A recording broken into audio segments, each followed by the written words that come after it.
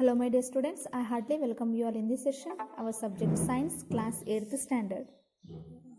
Today in this class we are going to learn in a non-contact force, magnetic force. Let us perform an activity 7.6. Take a pair of bar magnet. These are bar magnet. Take a pair of bar magnet, place a longer side on one of the magnet over 3 round shaped pencil wooden rolls as showing in the figure, like this, wooden roll. They have to roll. So now bring the end of the other magnet near the end of the magnet, place the rollers.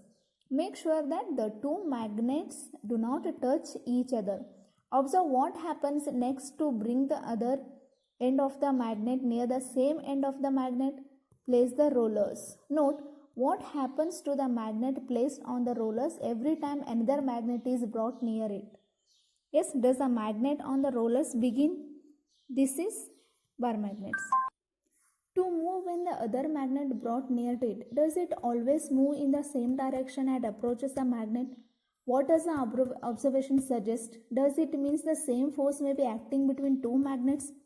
Yes, so the same force is acting between the two magnets that we have to find. You have learnt in class 6 that like poles of two magnets are repel each other and unlike poles are attracts each other. Attraction, repulsion between the objects can be seen in another form of pull or a push. Do you have to bring a magnet in contact for observing the force between them? A magnet can exert a force another magnet without being in contact with that force. The force exerted by a magnet is an example of non-contacting force, non-contact force. Similarly, the force exerted by a magnet on a piece of iron is known as non-contact force. Electrostatic force. Take a plastic straw like this. Take a plastic straw and cut it into near two equal pieces. Suspend on of the pieces from the edge of a table. With the help of a piece of a thread, now hold the other piece of a straw in your hand and rub its free ends with a sheet of a paper. Bring the rubbed and a straw near the suspended straw. Make sure that the two pieces do not touch each other. What do you observe? Next, rub the free end of the suspended piece of a straw with a sheet of paper. Again, bring the pieces of a straw that was rubbed earlier with a paper near the free end of the suspended straw. What do you observe here? A straw is said to have acquired electrostatic charge after has been rubbed with a sheet of a paper. Such straw is an example of a charged body. The force is exerted by a charged body on another charged or uncharged body is known as electrostatic force. The force comes into play even when bodies are not in contact. The electrostatic force therefore is another example of non-contact force. You learn more about electrostatic force in electric charges in chapter. Gravitational force. You know that a coin or a pen falls in a ground when it slips off your hand. You just throw any pen upside, it will come down. Yes, so leaves and fruits also fall on the ground when they get detached from a plane. Have you ever wondered why it is so? When the coin is held in your hand is at rest, as soon as it released begin to move downwards. It is clear that the state of a motion on the coin that undergoes changes. So can this happen without force acting on it? Yes. So which is the form of object or things fall towards the earth because it pulls them? This force is called a force of gravity or just a gravity or a gravitational force. This is an attractive force. This is an attractive force. So all the things whatever you thrown up, those will come down. That's what there is a gravitational force, attractive force. The force of a gravity acts on objects. The force of a gravity acts on all objects, all of us, all the time without our being towards of it. Water begins to flow towards the ground as soon as we open a tap. Water in rivers flows downwards due to the force of gravity.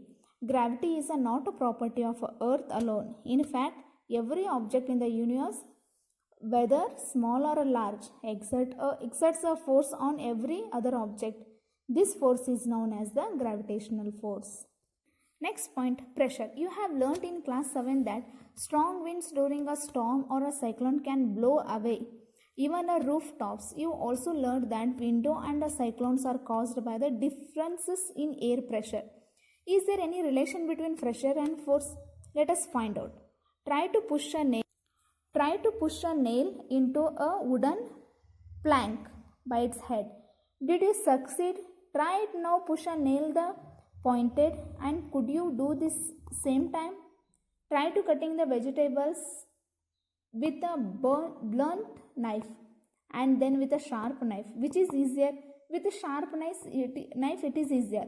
Do you get the feeling that the area over which the force is applied, example the pointed end of the nail, plays a role of making this task easier?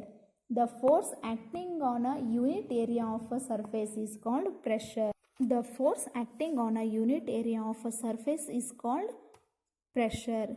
So, pressure is equal to force divided by area on which it acts. That is pressure. At this stage, we consider only those forces which act perpendicular to the surface on which the pressure is to be compound. See, here you have to understand that a person is carrying a heavy load. Now you have to understand why potters